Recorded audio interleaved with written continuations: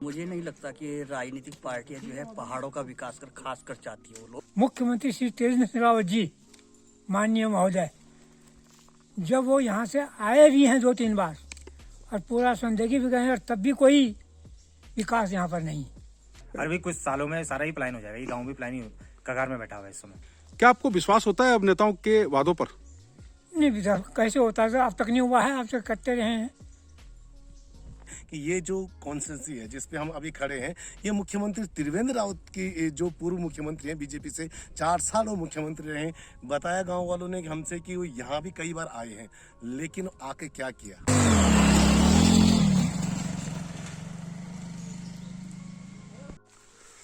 मैं इस समय जा रहा हूँ सनगांव की ओर। सनगांव की ये रास्ता है जो वर्षों से नहीं बना है, और इस रास्ते की उम्मीद हर चुनाव में होती है। इस बार भी है। फिर कोई नया वादा होगा, फिर कोई आएगा यहाँ वादा करने के लिए कि हम आपकी सड़क बना देंगे, और 22 साल में भी ये सड़क नहीं बनी है। ये देखिएगा, ये हाल देखिएगा। बाबू जी, आप कब से रह रहे हैं यहाँ? तो जमीन से 40 का डेट ऑफ बर्थ है, तब से यही है। तब से लेकर अभी तक क्या बदलाव आया है आपके इस गांव में? क्या बदलाव? यहाँ तो कुछ नहीं हुआ। ये जो केवल बिजली और पानी, वो भी बहुत कम मात्रा में। बाकी कोई सड़क का नहीं है, कोई किसी चीज़ का नहीं। अगर बगैर सड़क के तो कोई विकास ही नहीं है। जैसे चुनाव चल रहा है जी आपके पास आते हैं लोग, हाँ आते हैं। क्या कहते हैं?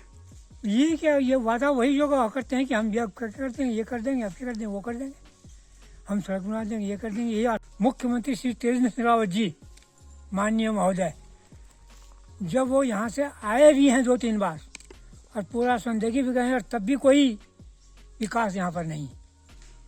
अब आपका क्या कहना है उनसे?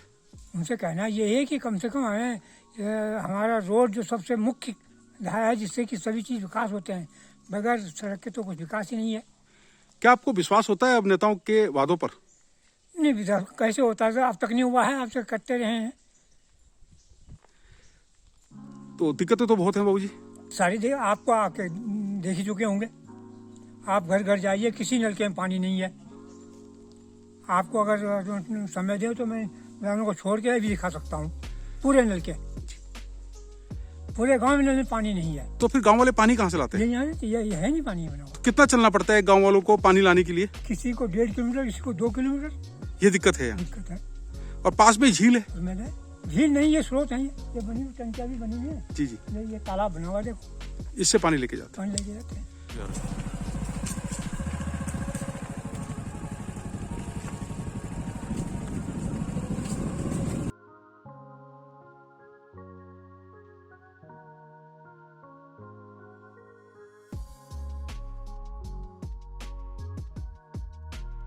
हमने सुना है इस गांव से पलायन हो रहा है। जी बिल्कुल हो रहा है। मेन समस्या है सड़क है, स्कूल है, हॉस्पिटल की सुविधा नहीं है यहाँ पर, इसलिए प्लान हो रहा है। बच्चे पढ़ाने के लिए 7-7, 8-8 किलोमीटर पैदल जाने में दिक्कत होती है लोगों को। किसी को नौकरी करनी है, नौकरी के लिए भी 27-28 किलोमीटर जाना पड़ता है, इसलिए प्लान हो रहा है क्षेत्र दिन पर दिन। अच्छा, जो सड़क की बात आप कर रहे हैं, उस सड़क के बारे में मुझे बताइए कि कितनी सड़क बननी है? 11 किलोमीटर सड़क और स्वीकृत होनी है अभी। 5 किलोमीटर तक बन चुकी है, और वो भी सड़क चलने लायक नहीं है अभी। और जैसे आपके सनगांव से किन किन गांवों तक वो सड़क जानी है जो प्रस्तावित है? प्रस्तावित सिंधवाल गांव में है, नाही कला है, और बरकोट गांव पर, तो अंतिम गांव बरकोट तक जानी है वो सड़क। लगभग 11 किलोमीटर। 11 किलोमीटर लगभग। अगर कोई बीमार हो जाता है तो उसको कैसे लेके जाते हैं? चारपाई में लेके जाते हैं। जब रास्ता ही नहीं होगा तो चारपाई में लेके जाएंगे। जहाँ पे सड़क की सुविधा होगी वहाँ तक तो उसे चारपाई में लाएंगे, और जाके वहाँ से गाड़ी। आपका अस्पताल कहाँ है? अस्पताल यहीं पे एनएम सेंटर बना हुआ है यहाँ पर। नहीं, कभी कभी हफ्ते में 1 राउंड मार लिया तो मार लिया, नहीं तो आती नहीं, कोई नहीं आता है कोई नहीं यहाँ पर। आता। अच्छा, इस गांव में जब आप देखते रहे हैं, आप अभी तक देखते आए हैं, कितने घर पलायन कर चुके हैं? यहाँ पे कम से कम 10-12 परिवार तो प्लान कर चुके हैं सनगांव से। और अभी तक और इससे ऊपर भी इतने गांव है, वहाँ से भी सारा प्लान ही हो चुका है। इससे ऊपर कौन से गांव हैं? यहाँ से इससे ऊपर सिंधवाल गांव ग्राम सभा पड़ती है, और नाही कला पड़ती है, वहाँ से भी लगभग प्लान ही हो चुका है सारा। और अभी कुछ सालों में सारा ही प्लान हो जाएगा। ये गाँव भी प्लान ही कगार में बैठा हुआ है इस समय। और अभी कितने परिवार रहते हैं यहाँ? अभी 28 परिवार है यहाँ पे। 28 परिवार रहते हैं। आप क्या चाहते हैं सरकार से? सरकार के यही चाहते हैं कि जो मेन सड़क है, सड़क सबसे पहले बुनियादी सड़क ही होती है, सड़क बन जाए तो लोग आएंगे भी। प्लान नहीं हो पाएगा इतना। अच्छा, इस बार चुनाव चल रहा है, क्या वादा करके जाते हैं? वादा करके यही जाते हैं कि हम चुनाव जीत के आएंगे, फिर सड़क बनाएंगे आपकी, बस वादे के वादे ही होते हैं और बाकी कुछ नहीं होता। पानी आता है इस गांव में? पानी की ऐसी समस्या है कि 10-15 साल पहले ग्राम सभा में जबरदस्ती जल संस्थान ने ये लाइन ग्राम पंचायत में थोप दी है। आज लाइन के वो हाल है कि हमें अपना ही प्रधान जी या क्षेत्र पंचायत जी द्वारा जाके वहाँ पर अपना भी लाइन बनानी पड़ती है। 2,500-3,000 हज़ार रुपये का मेटेरियल लेके वहाँ पर लगाया जाता है और ये नहीं रहता कि घर कब पहुँचेगा, घर का भी उम्मीद नहीं है। ऐसी जगह लाइन है लगी हुई वो कि कहीं से भी गिर सकता है आदमी, कोई भी दुर्घटना हो सकती है। कितनी दूर है आपका स्रोत यहाँ से? यहाँ से कम 11 किलोमीटर दूर हमारा स्रोत है। 11 किलोमीटर 11 से? किलोमीटर दूर स्रोत है, जहाँ तक थोड़ा बाइक जैसे कैसे करके हम ले जाते हैं, वहाँ से 6-7 किलोमीटर पैदल चल के हम लाइन बनाते हैं वहाँ पे। तो पानी कम से कम 15 दिन से बंद है अभी, और अभी हम जस्ट अभी बना के ही आए हैं अभी। अच्छा, 15 दिन से पानी बंद है, तो फिर पानी कहाँ से लेकर आते हैं इस बीच? पानी यहाँ पे स्रोत के है नीचे, वहीं से उठा के बाल्टियों में या बंटे बुंटे में जो गाँव में होते हैं उनसे ढोके सिर में लेके आते हैं। कितना किलोमीटर है स्रोत? स्रोत यहाँ 1 किलोमीटर नीचे। इतनी दूर है आपका? जी। तो आप क्या कहना चाहते हैं? इस समय तो चुनाव चल रहा है, क्या कहना चाहते हो सरकार से? बस यही चाहते हैं कि पानी वगैरह आ जाए, लाइन वगैरह में लोग ध्यान दें। रोड भी चाहिए, रोड भी चाहिए, पानी है, रोड, पानी तो पानी भी चाहिए, रोड भी चाहिए। इस बार आपका वोट है? नहीं, इनका है। मंजली, आपका वोट है? हाँ जी, आप पहली बार वोट करेंगी? पहली बार वोट करूंगी। मंजली, आपका जो मुद्दा है वो क्या है? पहले तो यहाँ के लिए सड़क मेन है, जो हमें चाहिए ही चाहिए, बिना सड़क के तो कुछ है ही नहीं। और दूसरा है यहाँ पानी भी नहीं आता, बहुत समस्या है पानी की।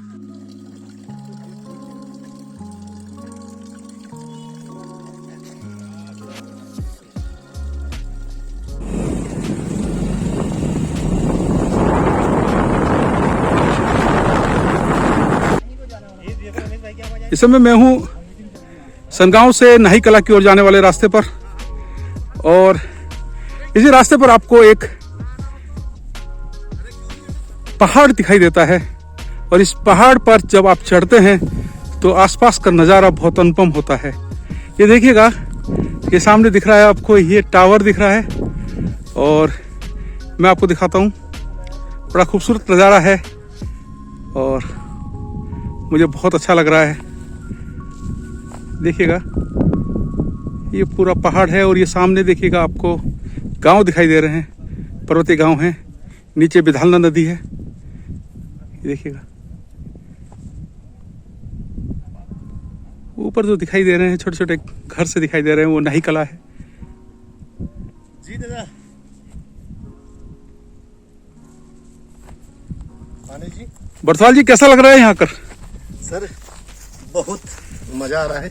अभी जो हम वैली देख रहे हैं, आप देख सकते हैं सिंगवाल गांव, और ये इधर लेफ्ट हैंड पे सनगांव। बहुत बढ़िया खूबसूरत वैली है, लेकिन बस कुछ कमियां अगर हम कहें सरकारों की, इसे एक नाकामियां कहें कि देहरादून से मात्र 40 किलोमीटर भी का रास्ता भी नहीं है जो हम सिंगवाल गांव पहुंचेंगे। लेकिन यहाँ पे ना सड़क ना पानी, गांव नजदीक राजधानी के होने के बावजूद भी लोग पलायन के लिए मजबूर हैं। अभी हमने जो लोगों से बातचीत की, उनका साफ कहना था कि जो हमारे जो बच्चे हैं वो, उनको लिए ना यहाँ स्कूल है, ना उनके लिए स्वास्थ्य कोई सुविधा, पानी तक गांव में नहीं है। तो यानी हम कह सकते हैं कि कितनी दिक्कतें ये लोग झेल रहे हैं। जब सड़क आप देख सकते हैं, अभी हम जिन सड़कों पे आए हैं उन सड़कों की हालत इस तरह का है कि ये तो आजकल की बात है। अगर बरसात की बात करें तो आदमी पैदल न चल पाए। 4 व्हीलर तो बड़ी बात है, 2 व्हीलर भी हम बड़ी दिक्कत से अभी हम यहाँ पहुंचे हैं। और वो भी ये वो सड़कें हैं जो इन गांव वालों ने खुद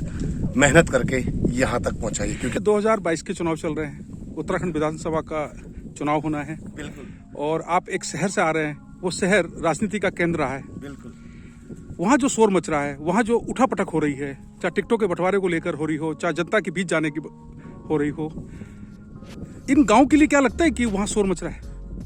आप अगर चुनाव की बात करें तो इस समय पहला चुनाव देखा जो मुद्दे विहीन दिखता है, क्योंकि इस समय चुनाव सिर्फ फ्री की राजनीति देखी, चाहे जितनी पार्टियां नई आई या पुरानी आई हैं, जो यहाँ पे हैं, बीजेपी कांग्रेस से लेकर जो आम आदमी पार्टी जो दिल्ली से अभी पहुंची है इस उत्तराखंड में, उनका भी फ्री की राजनीति पे ज़्यादा वो है फोकस है। लेकिन कोई भी एक पार्टी ऐसी नहीं जो गाँव के में रहने वाले, उस दूर गाँव के में जो आदमी रहता है या उसके बारे में वो कुछ सोचे। भले ही वो कहते कि हम उसको फ्री बिजली देंगे, अरे फ्री बिजली का क्या करेगा? वहाँ उसके पास ना तो कोई स्वास्थ्य सुविधा है, ना उसके पास सड़क है, ना पानी है। कि ये जो कॉन्स्टिट्यूंसी है जिस पे हम अभी खड़े हैं, ये मुख्यमंत्री त्रिवेंद्र रावत की जो पूर्व मुख्यमंत्री हैं, बीजेपी से 4 साल वो मुख्यमंत्री रहे। बताया गांव वालों ने हमसे कि वो यहाँ भी कई बार आए हैं, लेकिन आके क्या किया? उन्होंने सिर्फ यहाँ के लोगों को एक आश्वासन ही दिया कि हम जल्द यहाँ की सड़कें बनाऊंगा। लेकिन आप देख सकते हैं पिछले विधानसभा के चुनाव के बाद लगातार उनका भले यहाँ आना रहा होगा, लेकिन सड़क की स्थिति आज भी नहीं।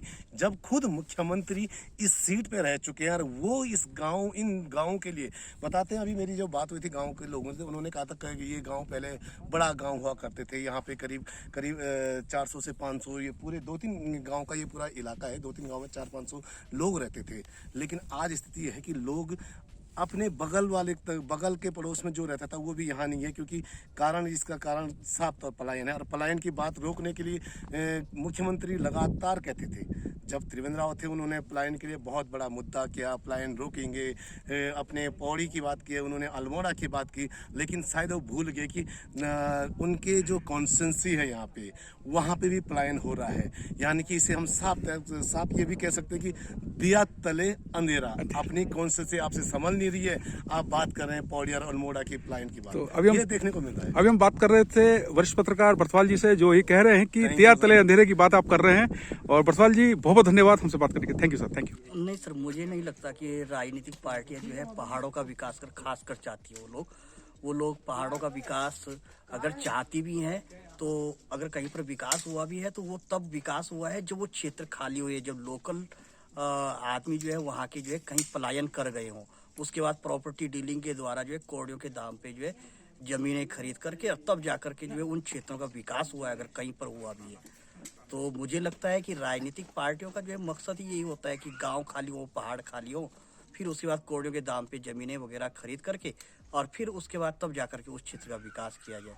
चमोली का माणा गांव शायद जो है मेरे ख्याल से सबसे आखिरी गांव है ना, और वहाँ पर भी जो है इस प्रकार की वहाँ तक भी काफ़ी सुविधाएं यहाँ के अनुसार।